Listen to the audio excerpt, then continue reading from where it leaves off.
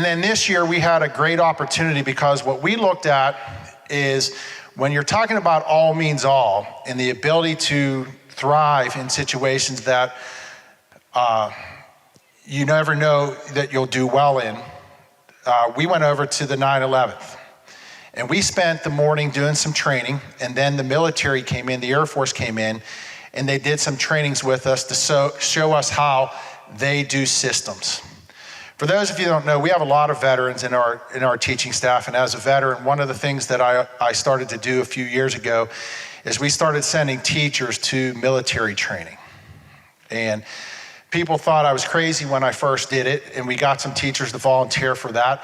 And they went through that training, and they actually rappelled.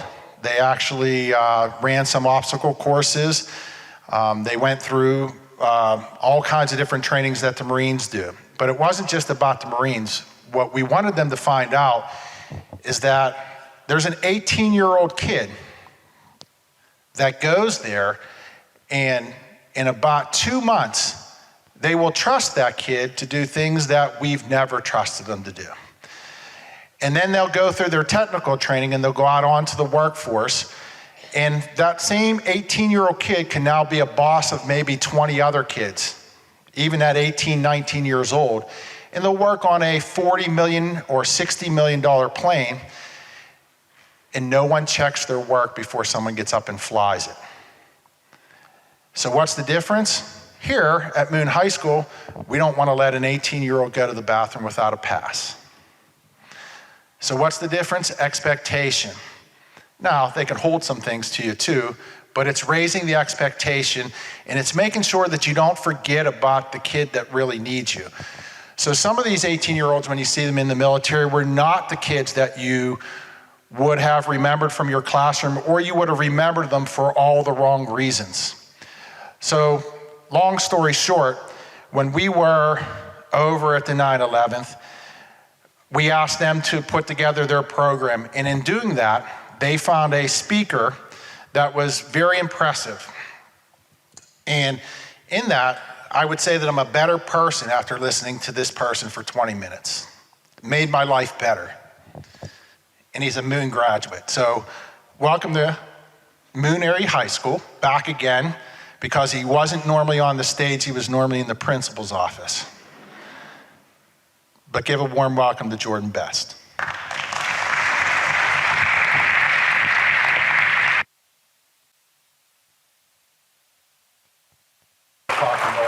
Just check your mic when you got it. Wow. Okay. Can everybody hear me? Okay. So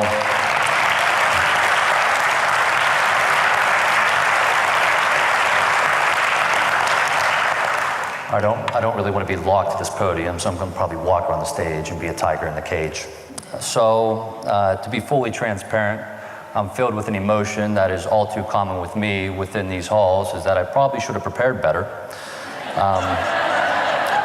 But now I'm here, and to Mr. Belaski's explanation, we had about 2 weeks ago, the principal staff as well as the administration staff came to the base, and I got an opportunity to talk about myself, a little bit about my background, my upbringing, where I come from, who I am now, what I do, my present, and possibly my futures. And also, most importantly, how my education at the Moon Area School District plays an integral part in my life today. So, I was born in 1996. I'm currently 26 years old, and I'm definitely starting to feel it. But I was born to a family that definitely had some issues, definitely had some troubles. My mom had a multitude of miscarriages trying to have me, and she had me in her late 30s. And I think that drove to some postpartum depression, and for most of my life, she was an alcoholic. I was born into an alcoholic family. My parents divorced at the age of 5. And at the age of 5, I had a sister that was 10 years older than me. She was out of the house when I was 7, and a sister, Rachel, that was 2.5 years older than me. It's just the maturity didn't link up, and I was the youngest son out of 3 kids. So during that time, I didn't really become conscious of my mother's alcoholism until I went to school, or I went to friends' houses, that there was a sense of balance, a sense of community, a sense of understanding, some forms of discipline, a general sense of well-being within the friends' houses or within the classrooms or with my teachers or counselors, etc. So through my childhood, I was dumping out vodka glasses and vodka bottles to parent my parent. And a lot of my time, effort, and restraint was shown in the classroom because my concern was not with my studies, it was at home.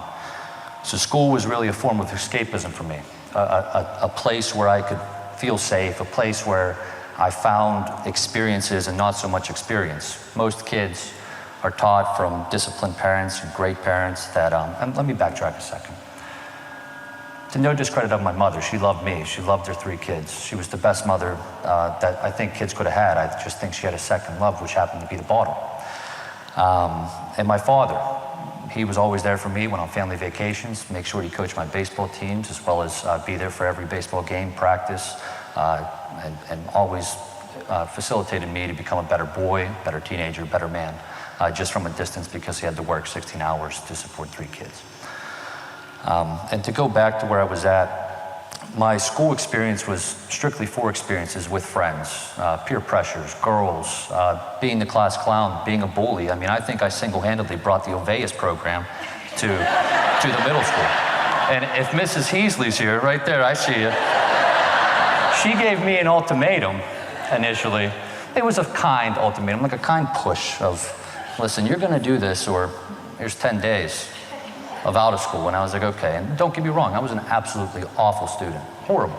I was horrible. I didn't study. I didn't do well on tests because I didn't study. I didn't do well on my tests because I didn't do my homework, and I didn't do well on projects because I didn't study. So it really comes down to discipline outside of the home for when I get home. So with all of those experiences that I tried to experience, I always compared myself to the other kids in school. Why me? Why do I not have a normal life? Why is my experience with school so much different than others? Why are they excelling so far beyond me than myself when I believe that I'm an intelligent person or that I believe that I'm capable of more? It just feels like I was lost all the way through elementary to middle school, through high school. I just felt lost. I always tried to find a place for myself. And that's what inevitably landed me in the Air Force. But I went through Moon Area School District in its entirety. I went to Brooks 1 through 3rd, transitioned to Bond Mead with Mrs. Bonney in 3rd grade. And I can't really remember all my other teachers, but then I went to Moon Middle School, the old one, 1 through 400 Serious Hallways, which was the greatest school Moon ever had. And then this high school, the first full 4-year class. 11th grade, I failed. I failed 11th grade. It was a huge gut punch to me. And in 11th grade, I realized that I screwed up. So junior year summer, my dad caught on finally and said, you're gonna do PA Cyber to make up the credits to graduate with 2015 class. So I did the summer school, talked to the guidance counselor in the beginning of 2015 school year, 2014-15 school year. I found out I'm not gonna have enough credits. So we try and figure out what we can do. So I enroll in PA Cyber in a full credit stack of classes my senior year to make sure that I can graduate with the people that I went through school with through all these years. I ended up graduating in 2015 with my class. I'm proud of that. I'm proud to be a Moon Area alumni, and I'm proud to still remember the alma mater, even though I didn't have the best experience here. And I'm going to wrap back to that as I'm done talking here, and the importance of the teaching staff and how it plays such an important role in my life. After I graduate, I have a desire for something bigger. I've never really known stability. I've never really had comfort in my life. I don't really have any true identity or sense of self or understanding of what it means to be a person, a young man, an adult, to focus on androgyny and the ability to think for yourself or for yourself impacting others. So I decided to look at other options. I went to Marine recruiters, ASVAB scores too high. Went to the Army recruiters, Army strong, not Army smart. Went to the Coast Guard, Coast Guard's went to the Navy, couldn't be on a boat that long. Air Force talked to me. They welcomed me with open arms. I saw that they really endorsed religion and also education and believing in these core values, and every branch has that, but the Air Force is a newer branch, so the heritage and everything is a little bit new. It was newer from 1947, so it really embodied what I needed in my life, which was stability, understanding, a core value set, new morals. So September 9th, I signed the dotted line. That following September, after June of 2015, and I ship out January 26th of 2016, that following year. So I go to basic military training, and basic military training is basically the baseline foundational skill set knowledge to become an airman, to transition a boy, girl, person into man, woman, adult person, and to become the best version of yourself that you possibly can be. From learning doctrine to policy to understanding how to march, understanding how to talk, learning customs and courtesies, learning everything baseline to become professional within the Air Force. So I go through basic training, and through basic training, it was great. I built relationships. I met so many people from different upbringings, races, ethnicities, religions, creeds, nationalities, origins, sexes. You name it, I met it. I met so many people that diversified me, made me a more cultured person, a more adult man. So we graduate. And we graduate basic training, and the friendships that I built with these people, they got to go through these fancy schools like Vandenberg, California, or Florida, or Louisiana, or different parts of Texas. And me being a cop, I got to walk across the street and spend another 3 months at San Antonio Lackland Air Force Base in San Antonio, Texas. So I was a little bit jealous, but it was a blessing in disguise because I was comfortable with the area. I understood what I was getting myself into. So I go to the police academy. And out of this basic training, you also come out with like 8 credit hours for college, military and strategic studies, which felt great to me. Never had any college before. And I go to the police academy, and it's full nexus security, full spectrum security, everything from nuclear deterrence, nuclear security, integrated alarm systems, down to general law enforcement functions such as DUI detection, domestic violence response, active shooter response, and every facet of law enforcement security that you can think of. So we go through the motions, and it's a 13-week program, and week 9 rolls around, and we go out about an hour north into Texas in May. It's sweaty, it's hot, it's 95 degrees, 100% humidity. I'm in what I'm wearing now with a vest, a helmet, elbow pads, 2 guns, and we're out in the field training, learning to work as a team, and learning to be followers, leaders, and managers. I get home in the 3rd week of that training, and I get back to the dorms, and we don't have service at the dorm, so most of us will walk to the shopette and try and grab phone service, which is like just a little convenience store. Halfway on my way there, I see my phone has 30 missed phone calls and 20 missed texts saying everything down the range of I'm sorry, my condolences, you're in my prayers, and I call my father, and I'm like, Dad, what's going on? And he's like, super blunt with it, saying, Jordan, your mom's passed. And that was the biggest gut punch in my life. I'm at a crossroads with myself because I'm at the 2 hardest points in my life. I'm in the hardest point of my training. I'm away from home. I haven't seen my mother in 5 months. The last time I saw her was teary eyes and a tight hug to knowing that I'm going home to see her in a casket. So the Air Force supports me fully and puts me on emergency leave, sends me home so I can go grieve with my family properly. As I grieve with my family, I see my sisters at their lowest point, and my father, even though my parents were divorced, they were cordial towards the end. And it was so hard for me to leave. The 10 days came really fast, and the first 7 days was a blur. Day 8 rolls around, day 9 rolls around, I'm like, I gotta go back, but I don't really want to. Day 10, 7:30 in the morning comes on, I hop on the plane, I go back to training. And the Air Force still helped me integrate back into the Air Force to make sure that mentally, spiritually, physically, and emotionally, I'm good to go back to training. So they gave me 2 weeks of like an integration and watch period to put me back into the academy to make sure that I can graduate on time with my team. And that's just what happened. I ended up graduating at the top of my class. So after tech school, I get to go home again for, I think, 12 days in the recruiter assistance program, or 10 days, I can't really remember, but I got to spend some more time with family right after tech school. And then I get orders to go to my first duty station, which is Creech Air Force Base, Nevada, in the high desert. 6 miles above that's Camp Mercury, 2 miles behind that's Area 51, or Groom Lake. Very unique experience for me. It's a Persistence Attack and Reconnaissance Operations Center. It's a 24/7, 365 mission, which is the drone sensor operators, which is the remotely piloted aircraft for keeping our men, women, and people downrange safe, to make sure that we have eyes on target. Now, within that area, one would think, what's your closest home station city? It was Las Vegas. I was 19. I couldn't do anything. I mean, I couldn't do a thing. I get to Vegas, and I'm looking around at casinos and all these lights and all this glitz and glamour, and I'm not 21. They won't even let you in. They won't let you sit down. So I was kind of bored, but I realized that the most important thing for me right now is my job, to focus on becoming a professional, getting myself educated, getting my certifications on time, fine-tuning my followership skills, fine-tuning my leadership skills, and inevitably, as I age, fine-tune my management skills. So that's what I do. For the first 2 years, I study, I hit the books, I get my CompTIA certifications on the Air Force's dime, which is absolutely wonderful. Not many opportunities like it. And in that time, I keep working, I keep putting grit to grindstone, and I apply for a promotion 6 months early.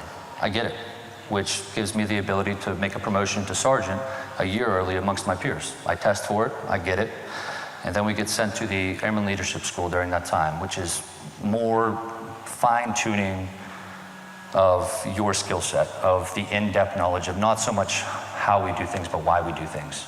How we're going to form the next generation of airmen, how we're going to form the next policy set that will introduce new forms and new actions within the Air Force operational orders, and to really see the in-depth knowledge of Air Force doctrine and policy. That was 115 kids, and from a kid who never studied in high school or never cared about his classes or never respected teachers really or cared about his future in education, I graduated as the Academic Achievement Award winner, which was the Air Force's version of saying valedictorian.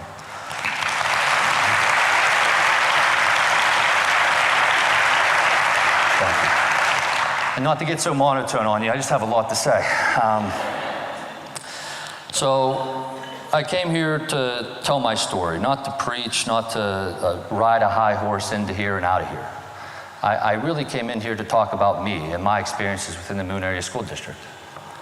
My experience in this school district is definitely a unique one, but there's always kids that have it harder than me even. There's always kids that have worse experience than me and are at a different income level with their families, and it's either not one but both their parents have issues, or both their parents are absent, they're living with an aunt or a grandmother or a grandfather, and it's just a distant way of life for the kid with lack of discipline and lack of understanding of what the world is during school and after school. I'm not special in that regard, but I was special enough to go to the Moon Area School District. As I said earlier, I worked with people from all different countries, all different states, all different cultural upbringings in this country, religions, ethnicities, creeds, nationalities. And the education that I received here at Moon Area School District has carried me to every single success that I've had in my career. The foundational knowledge, the skill sets, even some of the discipline that Mrs. Heasley likes to deal out. Same with Mr. Belaski, Ms. Kirshner, you as well. I didn't forget about you. But the teaching staff here is second to none. And I'm not here to say to anybody here that I was forgotten about, because I wasn't. The effort of the teachers was obviously there, I just wasn't willing to listen. I didn't see the efforts that were put forth for me. I didn't recognize it because I wasn't coming to school for that. I was coming to school for something else, and it was my friends. It was to joke around, it was either to bully or to get attention on me, not to get it off of me. And what the teachers were trying to do is try to get the spotlight off of me so I can figure out my life and get myself together. So as I end here, I just want to say thank you to the Moon Area teaching staff for giving me a lot that I have and a lot that I carry with me in today's world, and that it was really a privilege and an honor to be a Moon Area School District alumni and be able to impact our community and strengthen our community relations as we are today. And remember that there's other kids like me, many, especially in today's world. So I hope you had a happy and healthy summer, and I'm sorry that it's come to an end. But I hope you have a happier, healthier, and successful and strategic school year. So thank you. Thank you very much.